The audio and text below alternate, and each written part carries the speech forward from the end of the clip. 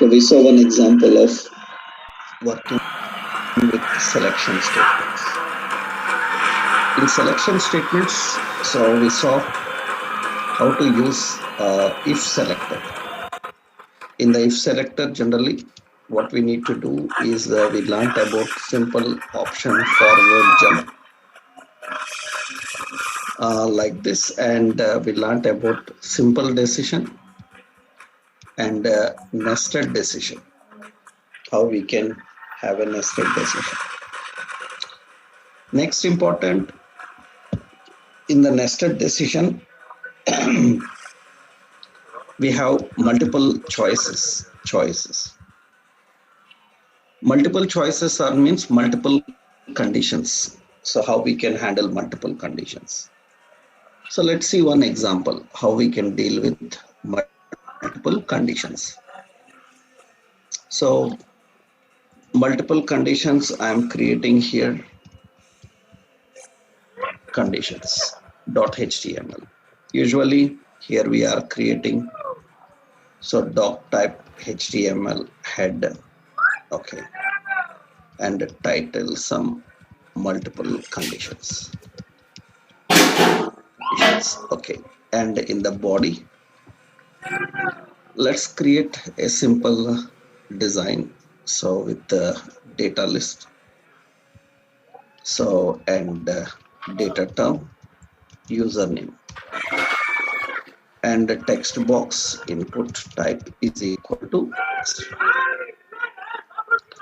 And here id is txt name, and in that we will keep a placeholder. Here we will define like name or username, so name or mobile something. That is the option we have defined. And you have a term, that is password, and we have a text box, input type is equal to text, and id is txt pwd, password, okay. And we have a button, so button is login, so on click, so we have login click, some function executes. Below that we will just display a message, so id as msg, so align to center, okay, fine. Now let's check this. Here we are configuring that, okay. Now we need to define here, let's save this, yeah, let's run this and see. And first logic is normal, nothing here special.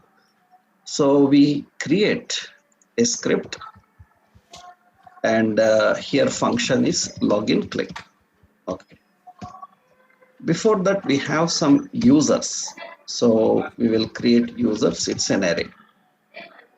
In the users array we have username, so username some John, and the password, so password is some John 12, and have mobile also, mobile, suppose 9876543210, that is mobile,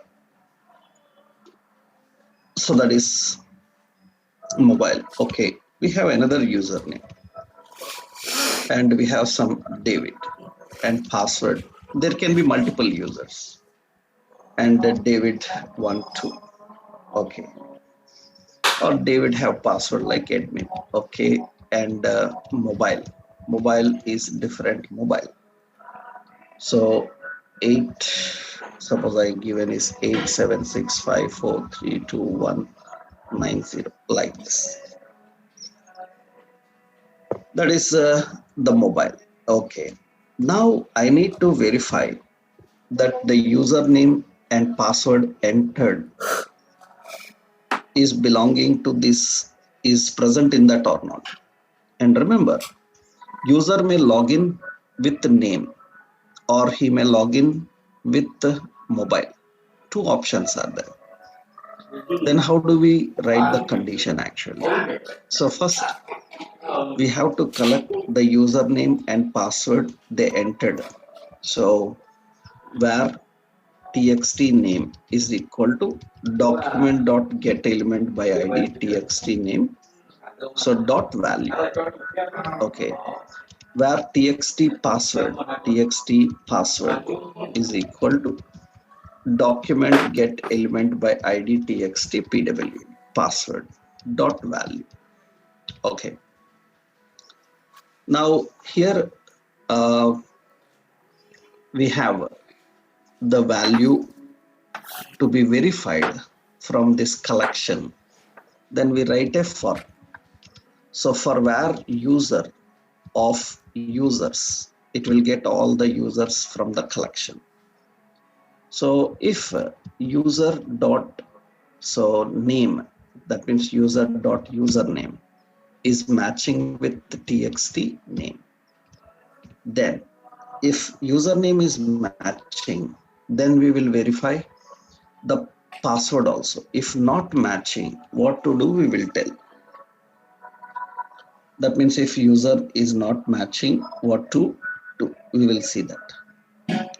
So here first, if username is matching, then if username is matching, so then verify the password.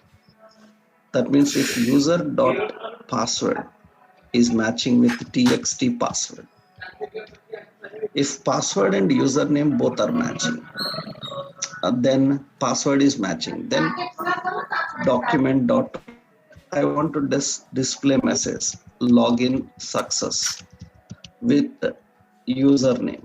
I will say that login success with username. Login success with username.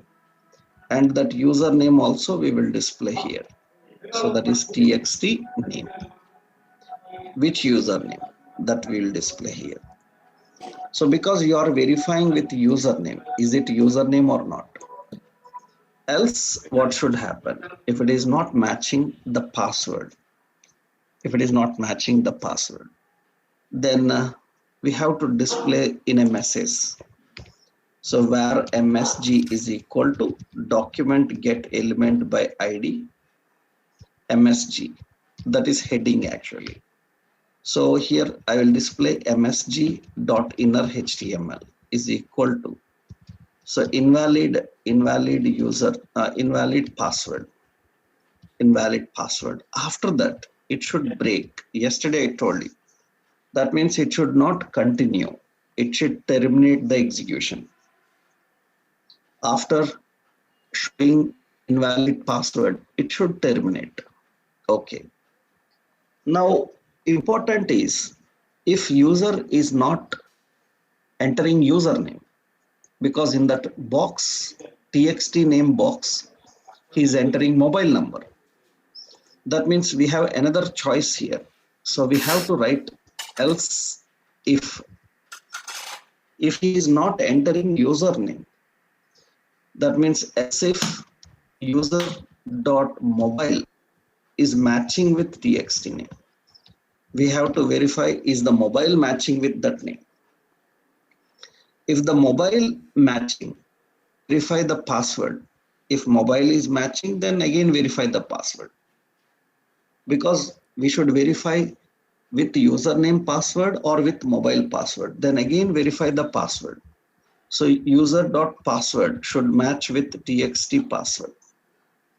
If mobile is matching with password, the same mobile and same password, then document dot write and login success with mobile, and we will enter txt name. That means whatever the mobile number is there, it will get it.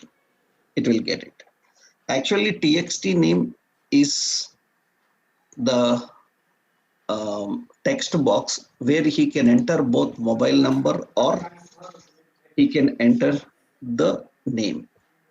So here we are giving two choices. User can choose between username and password, or user can choose between mobile and password. That is multiple choices. So then if you are giving a choice of multiple, then you can use else if. Else is used for multiple choices. If password is wrong, document.write, here again it should say the in password, and it should break again. So, and very important is, if this is not matching, that means if that is not matching, that means if there is a problem in the username also, if there is a problem in username, then what we have to do is we have to say else here. We need to configure else. So if there is a problem in the username, we need to define else. So we need to else write else for this username. That means we have to define the else for this username. This is the if condition, and this is the if condition start. So if this is the if condition start, and we ended that if condition here, right? This is the condition for this else if, and here we have another option to write. So else we have to write else condition, and this else condition should be for this particular if, the main if we are having, the main if. Observe carefully here. So the main if is, so here if username is matching, then it will enter into this condition. So, and else if, so it will enter into this condition. That means it will execute this condition. And if it is not matching, else if is not matching, so then we have to use an option else. So we have to use an option else, and we need to write the condition here. What is the condition? That means the main, that means this failed, that means this username failed. If username failed, here we have to write, so msg.inner.html, then we will say please enter valid, so valid username or mobile, valid username or mobile. That's what we need to define. Now observe carefully here. What happens is, here this is multiple choice. Why it is multiple choice? Because here we are using all the conditions here. So one choice username with password, another choice mobile with password. That is why multiple choices are defined with else if. Now see here, so when I run this, you can see now user have to enter and log in with the username or mobile.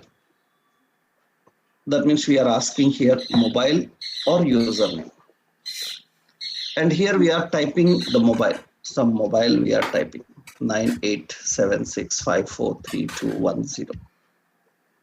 So that is the mobile number, and password. And password we are defining and accessing the password. And the password, this is the mobile number of John, right? Then password should match with the John password. So that means it should display the John password, and it should be John12, because that is the mobile number. He should enter correct the password. Suppose I entered wrong admin password and click on login. Just for clarity's sake, I showed that as a text box. Actually, it should be input type password. Okay, I click, we will change that just to see it, right? Click on login, then it says invalid password. That means it will get us invalid password. So now I entered some name 9876543210, and his password is John12. That is the correct password for that mobile. and click login. It says login success with that mobile number. With mobile number. Okay. If he's not entering mobile, he's entering John, and password is John12. Then it says that login success with username. That means he can log in with both. He can log in with both. Even when they log in with mobile, so login success with mobile. We are defining login success with mobile. And here I can display, so the username. I can display the username. Username is nothing but user.username. We can get the username. So which user he is, we can get that username and display that. For example, so here I am entering the mobile 9876543210, and that is John12, and I click login, and it says the mobile and user is John. That is the good way to handle. Now he can log in with name or mobile. It is verifying both correctly. Suppose I am entering David. So then password must be admin. And login, then it says username is David. Suppose I entered like 87654329190, and password is admin. And click on login. Then you can see it is David login. Right? Yeah. 1 second.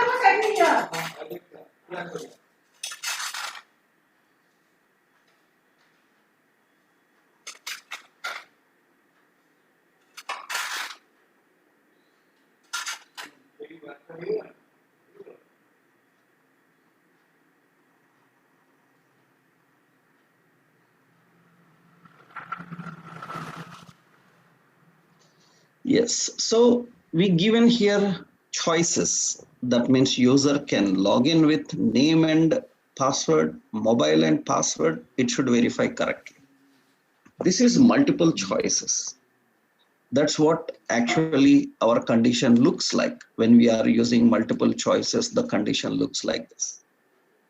That means we have username, so we have a mobile.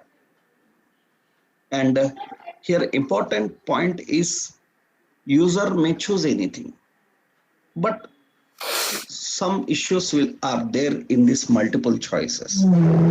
So what is the issue in these multiple choices is, if there are many choices, that means for example here I am entering the mobile number 876543210.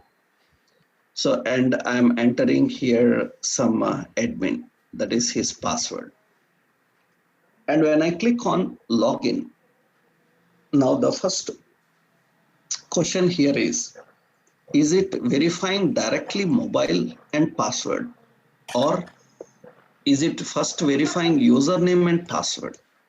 That is the first question. Always it is verifying first username and password, and when it is not matching, then it will verify mobile and password. That means it is not directly verifying the mobile and password. It is not directly verifying the mobile and password. It is verifying the username and password, then it comes to mobile and password. But I entered mobile and password, then why you are verifying username and password? You should directly verify mobile and password. We can see that. Let's put a breakpoint here. So inspect, and in the inspect, I told you yesterday, go to sources. In the sources, go to multiple conditions. In the multiple conditions, this is our HTML file, right?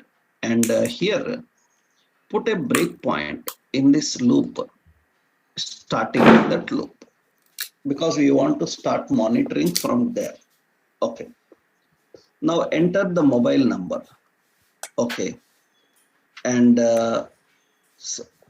mobile number 8765432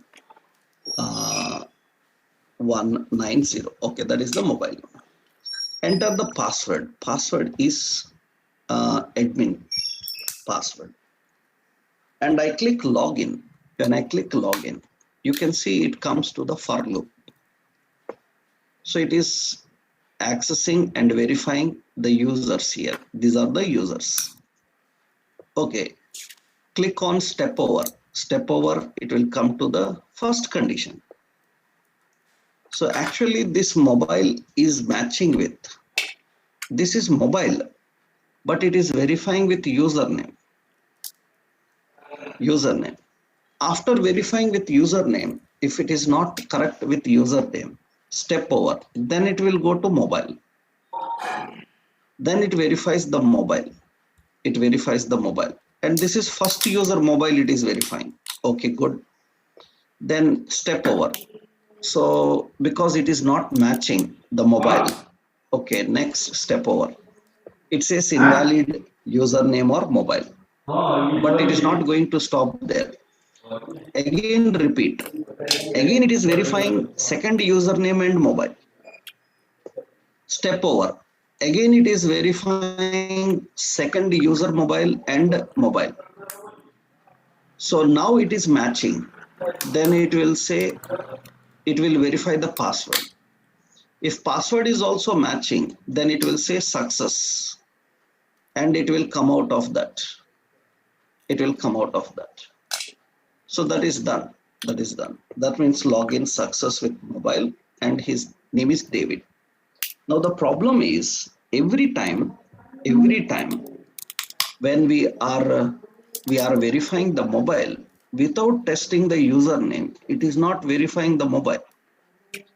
This is a waste of time for a compiler.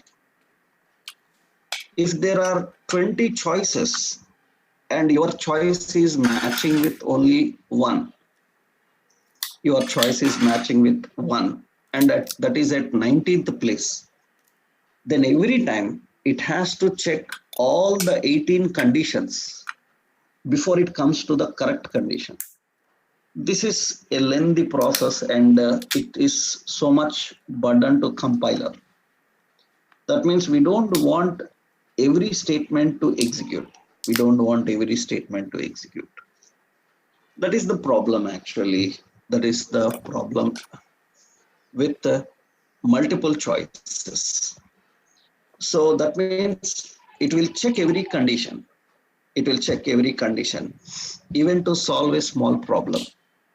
So that means it will not directly execute what is needed. It will follow an order. I will show you in a more better way also.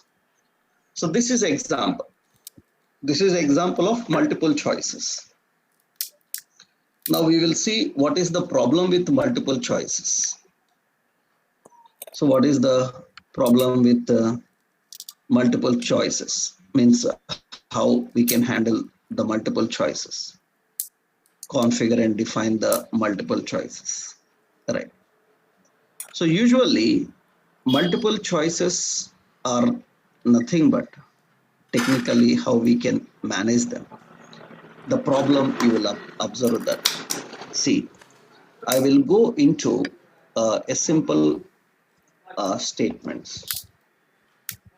HTML. Okay, so observe here. Suppose I am writing a script function, and here we are defining, and here we are configuring the options. The options like we have, so var, so number. So var n. Suppose here we define some 2. Okay. If n is equal to 1, then we will write. So here document dot write, you entered 1. Okay. So else if n equal to 2, then we say document dot write 2. Okay. Again else if, so n equal to 3, and document dot write 3. It should print that like values 3. Okay. And else If it is not matching, then document.write. Please enter 1, 2, 3. So like this. Okay, now here n value is 3. Fine. We will run this here. It is printing 3, no problem. But go to the inspect and sources, open that file, put a breakpoint at this if, and start one more time. Now you can see here, initially the n value is 3. You can see the n value is 3. And it is verifying with 1. I click step over. It will first verify with 1. After that, it will verify with 2. After that, it will verify with 3. Then it will execute that 3. And it will close. That means here the issue is why you are verifying this 1 and 2. If it is matching with 3, directly better verify it with 3. This is the problem. That means it touches every condition. But remember, suppose if I used here, then what will happen is, so it executes. So it will first verify with 1. After that, it will verify with 2. After verifying with 2, it will not continue. It will stop. Then it will print 2. That is okay. But if our condition is matching with 2, and why you verified 1 also? So that means if it is matching with the first one, then it is satisfied. Otherwise, it will check all the conditions until it is true. This is a lengthy process to handle. And to overcome this multiple choices problem, so we have a solution. So better in the selection statements. So we have a switch selector. In the selection statements, we have a switch selector. We have the switch selector. We have select. So what is actually the concept of switch selector? That means the option of switch selector. So why it is called switch? And it is a selector statement. So what is this switch actually? Generally, the term in computer programming actually, everything is related to electronics actually. Suppose in electronics, we have a switch. If anyone asks what is a switch in electronics, actually what is the switch in electronics? That means generally switch in electronics, so people have a simple definition for that. Generally if you ask what is switch, then non-technical people, they will give an answer like on off, right? But in technical terms, switch is used to interrupt the flow of electrons. That is what actually switch means. It is used to interrupt the flow of electrons. Switch is a device used to interrupt the flow of electrons. Actually, in electronics, we have different types of switches. Like we have a push button switch. We have toggle switch. We have a selector switch. So we have joystick switch. So many types of switches are there in electronics actually. Right? In electronics, we have different types of switches. push button switch, toggle switch, selector switch. Switch is to interrupt the flow. So what is difference between these is actually, so for example, suppose we have a switch. That means suppose usually it will be like this. It will be like this. Suppose we have this is So this is this is one example of just understanding about the switch, how it actually works. Suppose we have a switch like this. This is a switch actually. This is called toggle switch. Toggle switch is nothing but, I push down, then it will be on, and again push that button one more time, then it will be off.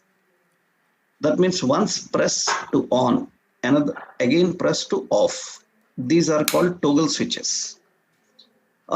In general, you have power buttons in your laptops and computers. Once press to on, again press to off. These are toggle. This is called toggle switch. We have a push button switch. Push button switch will be like this. It will be like this. You hold down, then it will be on. You hold down, it will be on. You release, it will be off. That means it will be on until you hold it down. You hold down, it is on. You release, it will be off. This is called push button switch actually. Push button switch. Generally, you see like calling bell. Like you hold down the calling bell, it will on. Release, it will off. Something. That is what actually push button actually. We have selector switch. Selector switch is nothing but, selector switch will be like this. Selector switch will be like this. In selector switch, what happens is, that means I will define here. Usually selector switches will be in this way. What is the intention of selector switches? This selector switch. So you push down, it will execute the second one. Push up, it will execute the first one. Only one out of these two will be executed. One of these two will be executing. Not both of them, only one of these two are executing. This is what generally in electronics we call as, generally in electronics, this is called a switch. This is called a switch. And this switch is having two cases, case 1 and this is case 2. Now switch will choose only one case that is matching the situation. So that is the reason in computer programming, it follows this electronics flow mechanism. That is the reason. So in computer programming also, they named this as a switch. And this switch comprises of cases. Case 1, so what actions to perform. And the case 2, what actions to perform. So this is what generally the concept of switch case is actually technically. That means everything in computer programming, whatever you do is related to electronics only, because every term that you are using is based on electronic, because it's an electronic device. You are controlling an electronic device through programming, and everything is related to electronic programming only, right? So your computer programming is speaking to electronic devices. So all the terms that you use belongs to that nature only actually. So that is why this is called a selector switch. Selector switch. Actually, if you go through, suppose generally in electronics we have types of switches in electronics. You see here, these are the different types of switches you will find. So types of different switches you will find there. These are all different types of switches. So many types of switches will be there. like toggle switch, like limit switch, like float switch, like flow switch, joystick switch. So push button switch.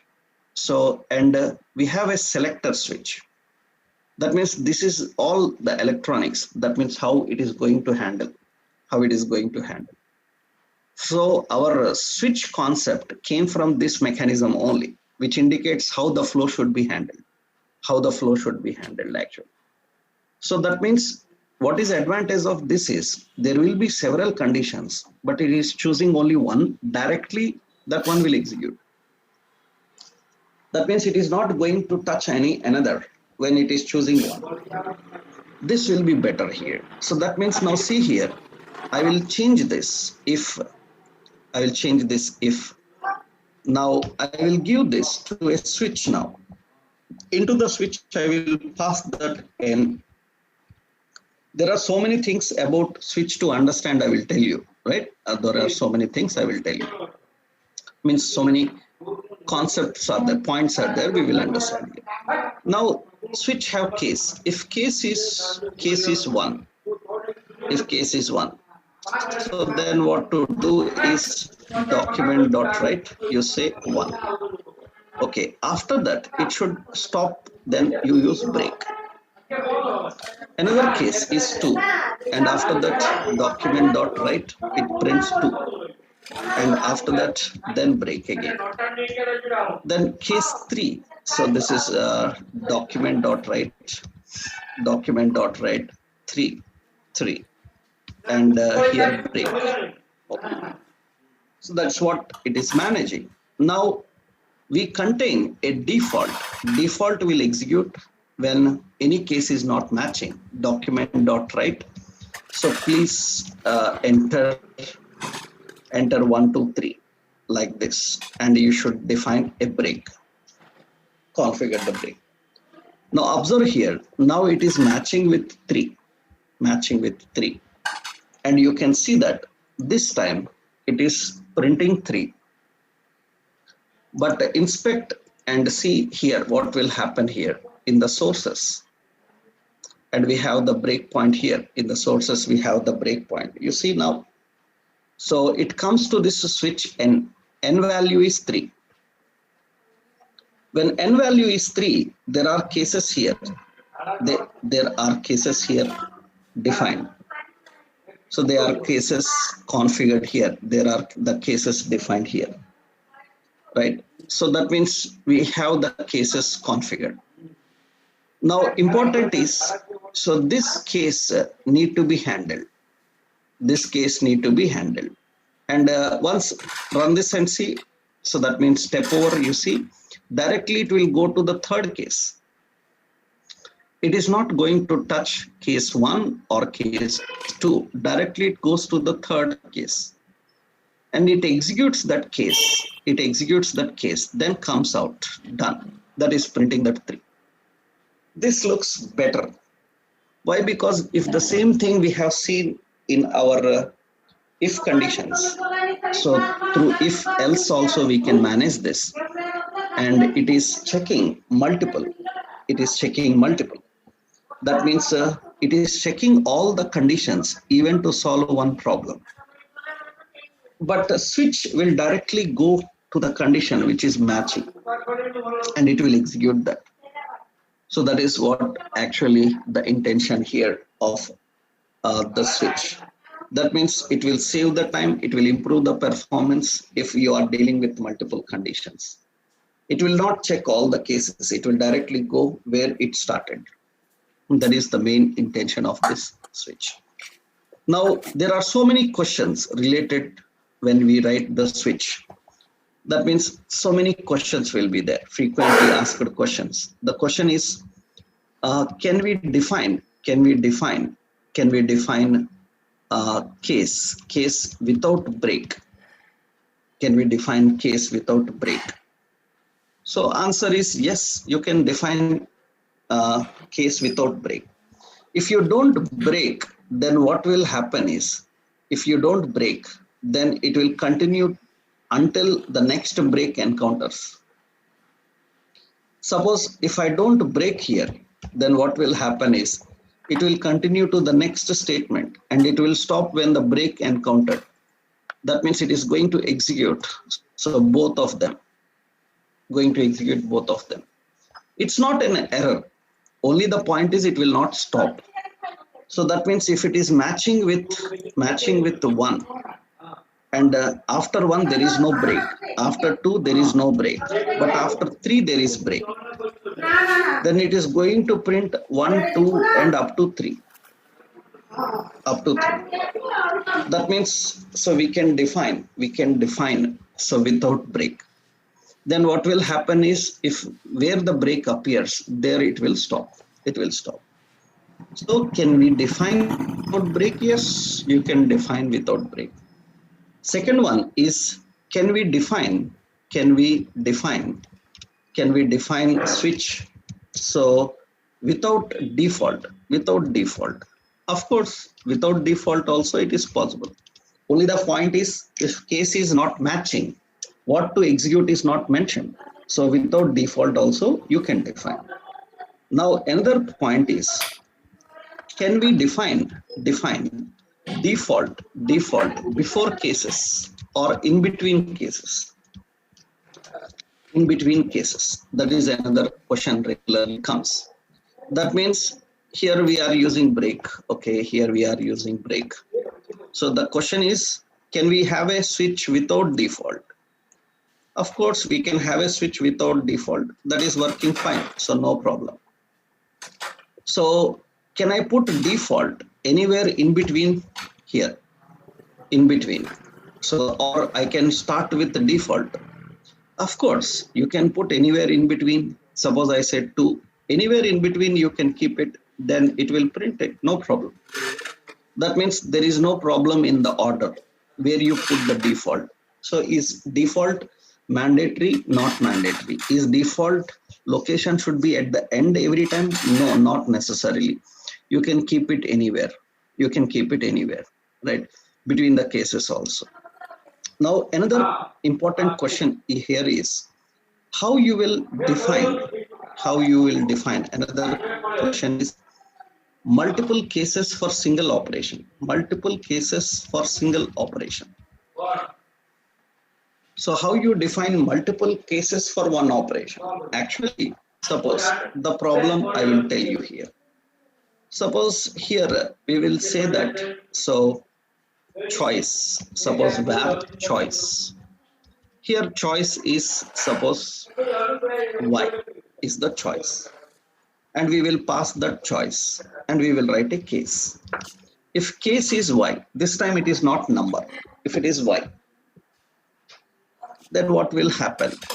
So then it should display a message, document.write. So you choose yes. So, or you say your choice is yes. Okay. And so here break. Okay, break. Then if I define case n, then document.write. So your choice is no. Then break. Now that means if it is default, that means you are not entering y or n. So then document.write. So please enter y or n. Yes or no, like this, break. And here observe carefully. So what happens now? The problem is, currently it is working fine. Then it says yes, your choice is yes. I said n. Now the case capitalization issues will be there. If capitalization issue is there, you typed capital N, but here you are verifying lowercase n. Then it says please choose y or n, but I choose n only. But capitalization,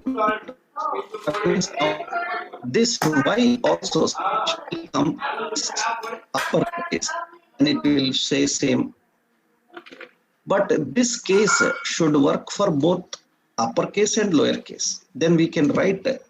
So here multiple cases like this. You can write multiple cases for the same.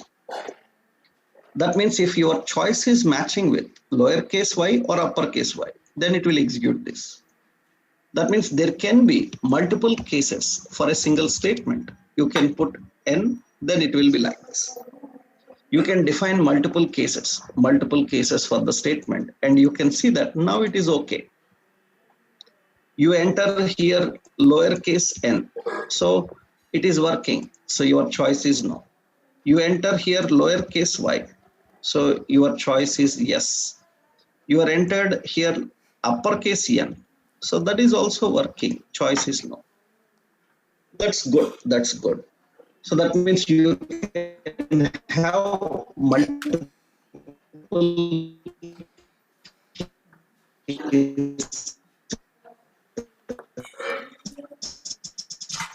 configured. You can have multiple cases configured. But important is sometimes we ask them to enter yes or no. Then they can enter yes. Here is they can enter yes or no. I want to type yes.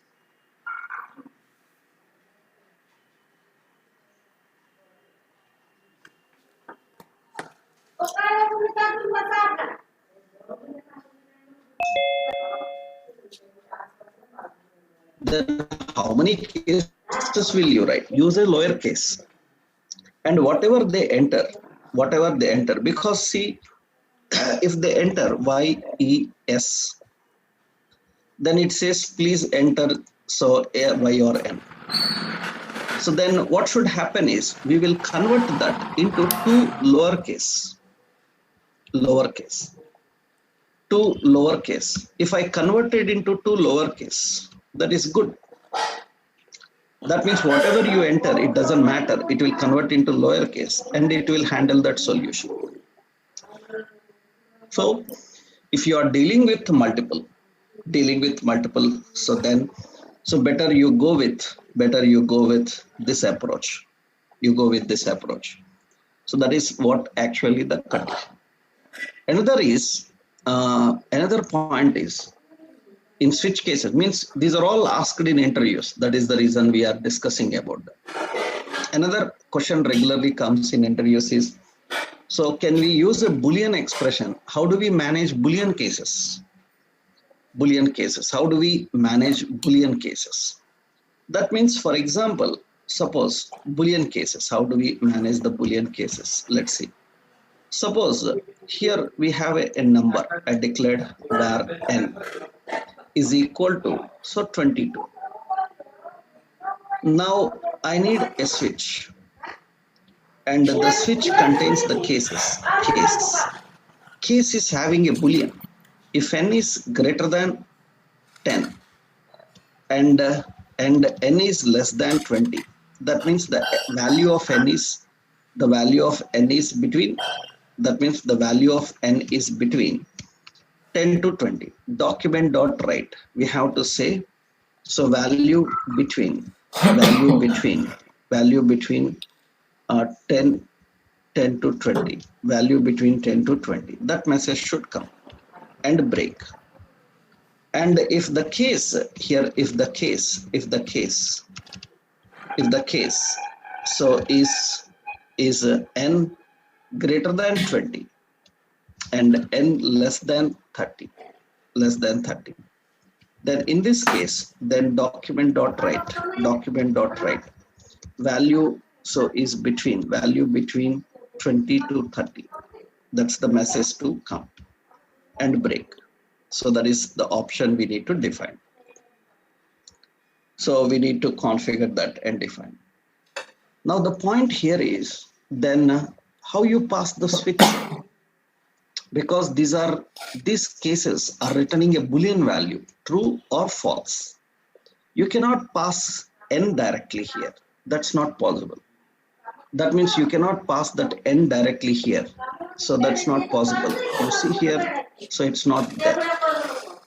Why? Because so these cases are returning Boolean result, true, false. That means your switch should be a Boolean true. It should be Boolean true. That means which condition is returning true, it will verify. So if my number is 22, That means second condition is returning true. Then directly it will go to that location and execute. Here the point is, suppose you see it says value between 20 and 30. Suppose here also I defined, so greater than 10 and less than 30. I defined like this, or less than 40 like this. That means it is matching with both of them. So then in this case, you see here, it prints the first one. It prints the first one. If it is matching both of them, then it prints the first one. It prints the first one. That means which one is the first matching one, it will print the first one. Then you can see that it is between 10 to 40. That means, so it will print that first one. Print the first one. If both are matching, right? Otherwise, usually it will print only the one which is condition satisfied. Suppose I return here some 12, then it says that your number is between 10 to 20. So this is how we handled the Boolean cases actually. That means a case can have a Boolean condition, but it's verified through this Boolean true or false. That's how we match the Booleans. These are regularly asked in interviews, so we need to understand about them. Now, by using these cases, switches, how to use switch, we will design one real world example. That means we will create one example by implementing these switch cases. So that means we will try one